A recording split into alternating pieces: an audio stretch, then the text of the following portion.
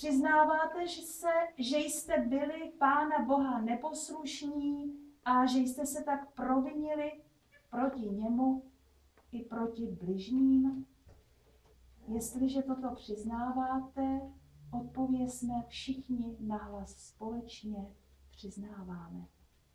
Přiznáváme. I já přiznávám. Litujete svého hříchu? Jestliže ano, odpovězte, litujeme. Litujeme. I já lituji. Odpouštíte těm, kteří vám ublížili? Jestliže odpouštíte, vyslovte hlasitě, odpouštíme. Odpouštíme. I já odpouštím. Chcete začít i dnes nový život s Ježíšem Kristem? Jestliže tomu tak je, odpovězte, chceme s Boží pomocí. Chceme s Boží pomocí. I já chci s Boží pomocí.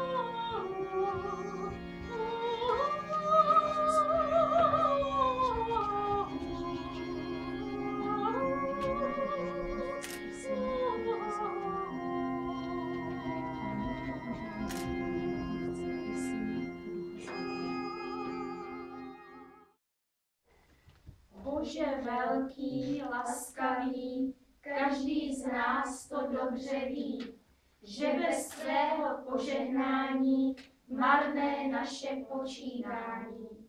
Ty nás ve své péči máš a chceš po nás, Pane náš, abychom tě i my znali, vždy a všude poslouchali.